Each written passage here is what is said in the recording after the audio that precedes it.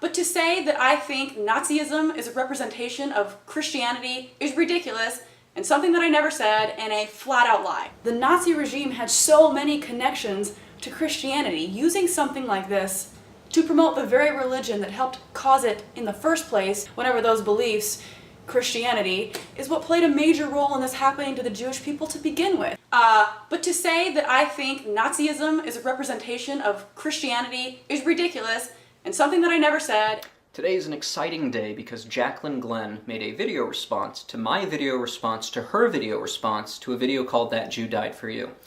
If that's too complicated, let me make it really simple. Jaclyn began her video by saying this. Hey guys, so somebody made a video about me called Jaclyn Glenn Hates God. So I get a lot of video responses from people who don't like me. Jaclyn, you insinuated that I didn't like you. This couldn't be farther from the truth because in 2 of my videos now, and in a private message I sent to you, and a message I sent through a friend of yours, I invited you to have a conversation, a friendly conversation with me. I still haven't heard back from Jaclyn. I tried. I sent her a message to talk to me. I'm afraid, actually, that she's going to respond as if I was trying to hurt her as opposed to befriend her. I invited you to be my friend, and I'm still inviting you. I'm going to begin this video with yet another invitation to you to have a conversation, a friendly conversation, in the hope that you and I could become friends, or at least be friendly. You see, I've never seen you have a conversation with a Christian, and I think you've surrounded yourself with an audience and people who support your worldview and are part of your worldview, and that has prevented you from having any conversation at all with anyone who disagrees with you. And when you surround yourself with people like that, it becomes extremely difficult for anyone from the outside to reach in. And so what I really think is going on here is you don't like me. And you'll prove that by either accepting or denying my invitation to have a friendly conversation in the hope of becoming friends, despite our disagreement. You see, I'm of the mind that we can disagree with people and still be friends with them.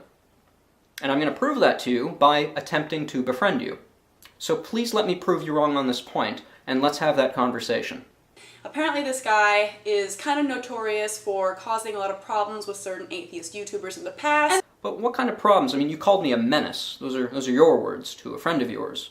And so I'm curious, this, again, the statement that I don't like you, I think what's going on here is you don't like me, but you don't even know me. You haven't taken the time to get to know me. And again, I extend that invitation to you. And then he came back after 3 or 4 years of being gone to attack my video. Actually, Jaclyn, the last video I posted was only a few months ago, so I don't know where you get 4 or 5 years, but I mean, 3 months is very different than 4 and 5 years. I mean, that's the kind of astronomical difference of the error between the age of the Earth and the age that you think the Earth is. That's my little young Earth versus old Earth joke for the video, so. And a lot of people commented, wow, VenomFangX resurrected just for you. Yeah. But no, it's just a total error. You're wrong. I didn't come back to YouTube to respond to you. I've been here for the last 3 years, posting videos semi-regularly, every few weeks or months. As a lot of Christians would agree with me, resurrecting for someone is a pretty big deal, so I feel kind of special right now. This is exciting. I'm glad you're excited. I'm excited. I'm always interested in making new friends. And I hope that, though we may have gotten off to a rough start, Jaclyn, I hope, even if we disagree, even if at the end, in, let's say 20 years from now, you and I are still totally on opposite ends of the fence, at least we could look back and say, you know what, we actually talked with each other, not just to each other or at each other, but we actually spoke with each other. And that's what I'm really hoping for. And I think that would be special because I see none of that on YouTube. I never see a cordial discussion between large personalities here on YouTube who are on opposite ends of the fence. And if we could just do that, then we begin to see more of it. And if we began to see more of it, that to me is special. That to me would be exciting. That would be different. And I think you and me, we can lead the way. I think we can. Now, maybe I need to apologize to you for a few things, and you're going to bring up a few things that I said in my video which may have hurt you a little bit, like my thumbnail or my representation of some of your videos. And so we're going to look at what you said, and we're going to carefully examine exactly what I was trying to do, and hopefully at the end of it you'll realize what I was trying to do was not to hurt you, or even to insult you, but was actually to get your attention in the hope of befriending you, and it looks like I have gotten your attention. And so, in some sense, I was successful, and yes, I did some shock value things, which you are accustomed to doing, but I felt it was important because, frankly, you're a hard person to get the attention of. So, now that we're having a discussion, now that, well, at least I hope this is the beginnings of a discussion, now that I have your attention, I hope we can have that discussion. But he does have me on one thing, guys, I will admit. I like to make funny titles, I like to make interesting thumbnails. It gets more views. That's the reason. I don't think that that's a secret to anyone, including him. Check out the thumbnail that he used for his video. A bit hypocritical, I think. Jaclyn, one thing I'd appreciate is if you don't treat me like I'm stupid. I don't think you're stupid. I really don't. I think your audience might be stupid for believing a lot of the things you say, but I don't think you're stupid. I know that you know that I know that your video thumbnails have satirical shock value qualities. And so my thumbnail is of the same vein. It was meant to be a satire of your thumbnails.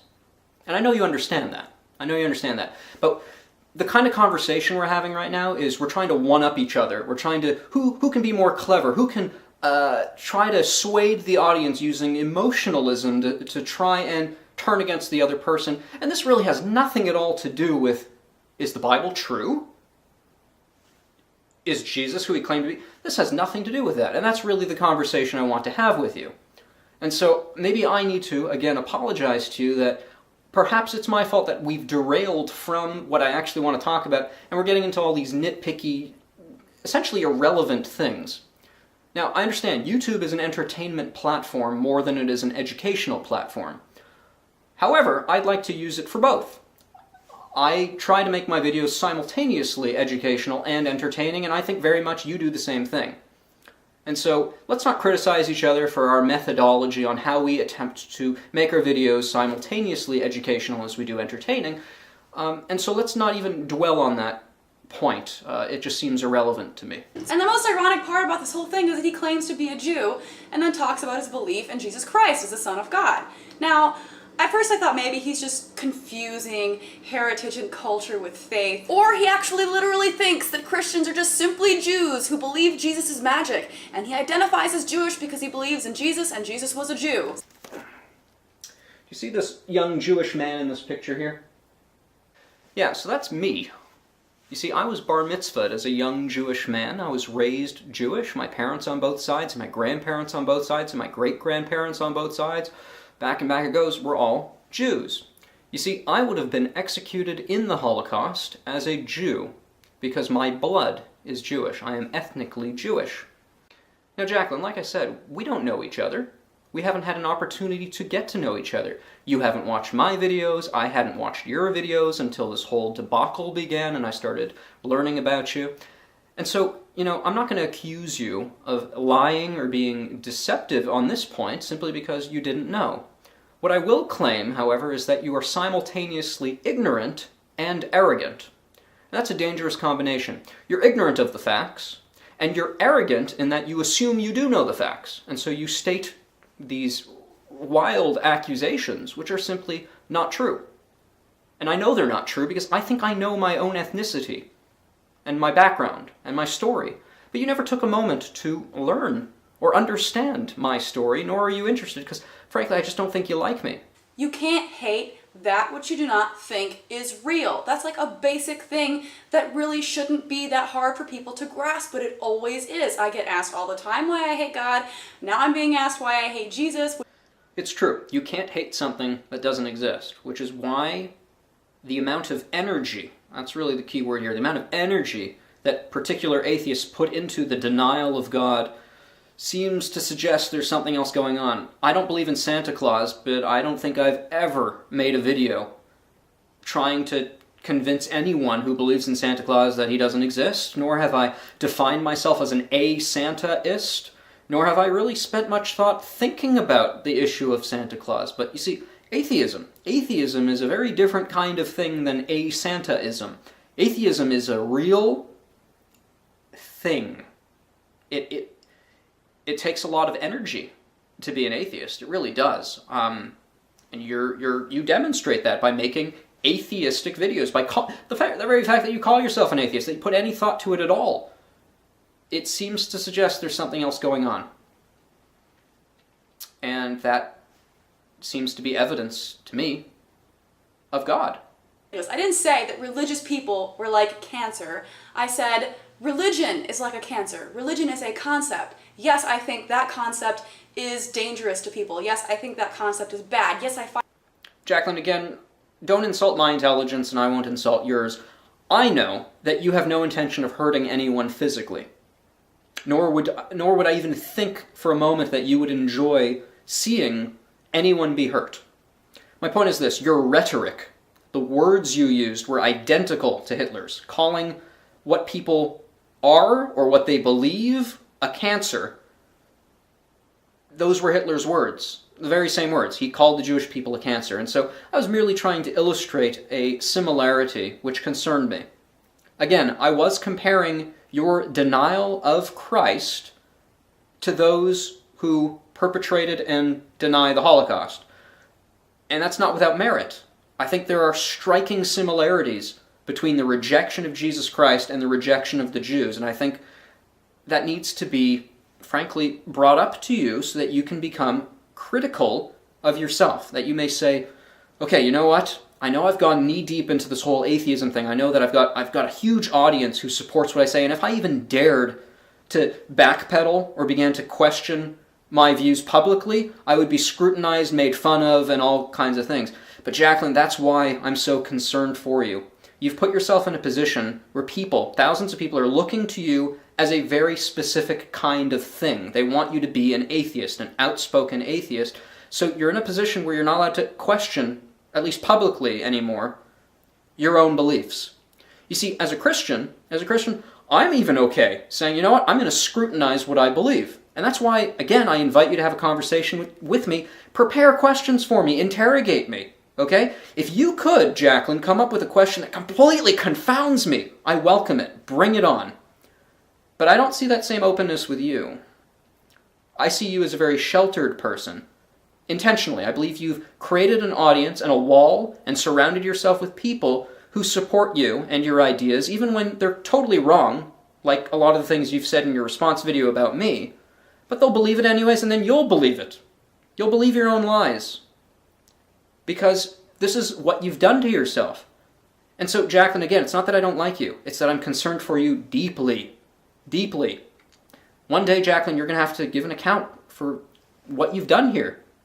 How you've affected the people who watch your videos. You will be judged for the way that you've influenced them. Okay, you have the freedom to believe whatever you want to believe, and honestly, no one would care if you believed what you wanted to believe without influencing everybody else. But that's just not the world we live in. What you believe in is forced onto other people.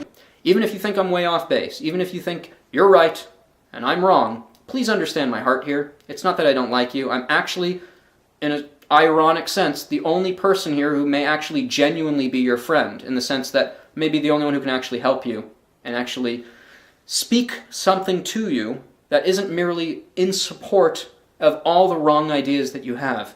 Please allow me to at least be a dissenting voice who cares. Dude, you're using the Bible to redefine Christianity now? By definition, a Christian is a person who believes that Jesus Christ is the Son of God, or God in human form. Jaclyn, you went to a dictionary definition of what a Christian is, which I assume was invented within, let's be extremely conservative and say 500 years old, that definition. You know, Christians have been around for about 2,000 years. Where does the original definition come from of a Christian? When was the first mention of a Christian? It's actually in the Bible. What a surprise. Does the Bible redefine what a Christian was? Well, what was a Christian before the Bible? You know, a Christian is someone who follows Christ. Christ is the one who defines what a Christian is. The Bible defines very clearly what a Christian is. I did not redefine what Christianity is by looking at what the Bible says. Instead, what I did was, I took the Bible and I looked at what its definition was. The person who redefined what a Christian was you. By saying that, oh, it doesn't matter what the Bible says a Christian is, I'm going to look at what the English dictionary says. When you die, God's not going to judge you by the English dictionary, He's going to judge you by this. And I like how he left out the strongest evidence in my video for Hitler's Christianity. Quotes directly from him. Jaclyn, do you really think a man who murdered my people, who would have gassed me in the gas chambers, do you think anything he said really means a whole lot to me? Do you think I value what he said? Do you think I believe the words that come out of his mouth? Do you think just because someone calls themselves a Christian, that automatically makes them a Christian? Now, a lot of people in certain Christian denominations try to make the claim that people in other Christian sects aren't the true Christians, and someone is obviously a pro at the no true Scotsman fallacy. It's actually a fallacy to say that it's a no true Scotsman fallacy. You see, I'm not Australian. I don't meet the criteria for being an Australian, and it's not a no true Scotsman fallacy for someone to point at me and say, hey, you're not Australian because you don't meet the criteria. I'm not from Australia. Likewise, the Bible lays down very specific criteria for what would make you a Christian and what would exclude you from being one. For example, the Apostle Paul says, if you say Jesus be cursed, you're not a Christian. Likewise, to be a Christian, Gospel of John chapter 3 says you have to be born again of the Spirit. Catholics have only ever been dunked in water. They receive the water baptism. John the Baptist, who baptized people with water, says, I baptize you with water, but one will come after me who will baptize you with the Holy Spirit. Catholics have only ever been baptized in water. They've never been baptized with the Spirit in accordance with the criteria laid down in the Bible. And so according to the Bible, Catholics are not Christians, and I provided a link for you to really investigate that further, to check what the Bible says about actually being a Christian. So it's not a no true Scotsman fallacy. You are the one who commit the fallacy by accusing me of it. I need you to be more critical of the things you say because thousands of people's lives depend on it. You have so many people listening to what you say and believing what you say. With that comes a responsibility. And I need you to take that responsibility more seriously. For you, it's just comedy. Jaclyn, this isn't funny. We're talking about God. We're talking about the Holocaust. We're talking about Hitler. The things we're talking about are dead serious.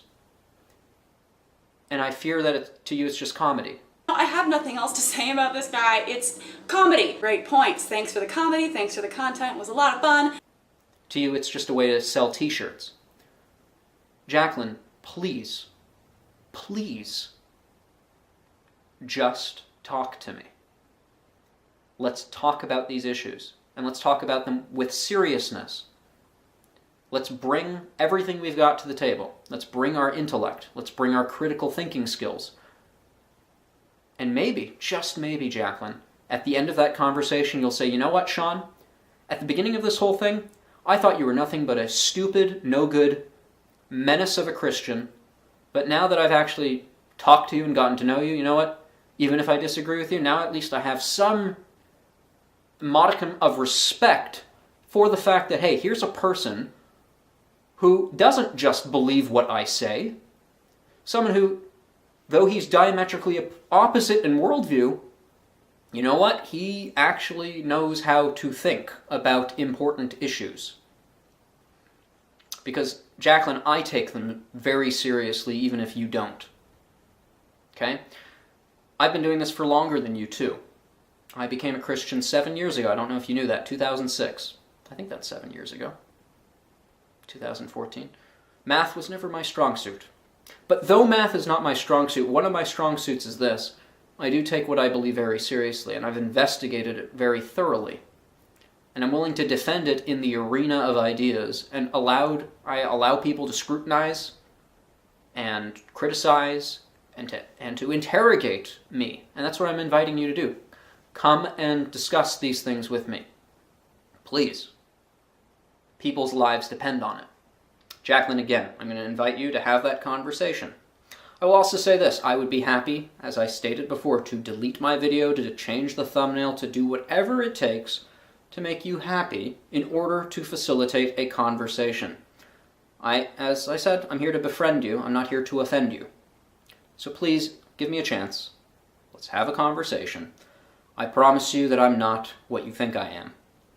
I hope even in this video I've surprised you by showing you a few things about me that you didn't know. And I've learned things about you that your audience doesn't know, which, your secret's safe with me. So let's have a conversation. I've enjoyed learning more about you, and I'm looking forward to learning more about you. And I hope that you could reciprocate that and say, you know what, maybe I misjudged this person who I don't know. And I hope at the end of it we can say, you know what, now we do know each other a little bit better, and hopefully that's the beginning of a beautiful friendship. Thanks everyone for watching. I'm not going to ask people to thumb it up and stuff, because usually I disable ratings and set comments to approval for a reason, because, you know, frankly, I have a much smaller audience than Jaclyn, and, well, you should have seen what happened to my comment section in the last one when Jaclyn made a response. It was pretty ugly.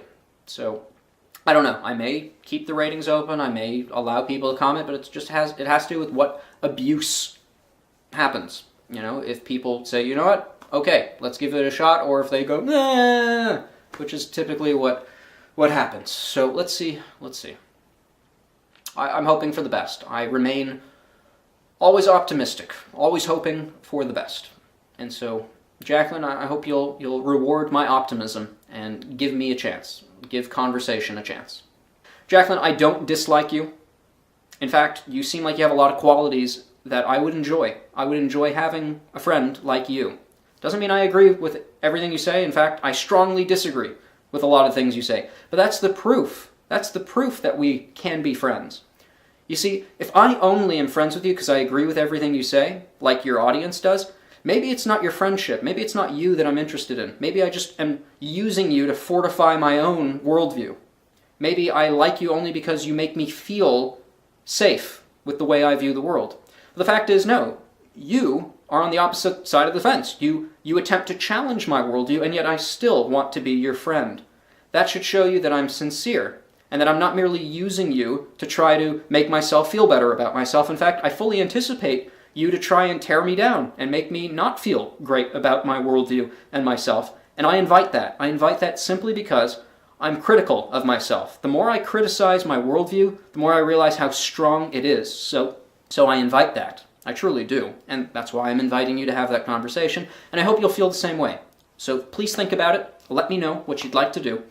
And I thank you again for making a video response and watching this video.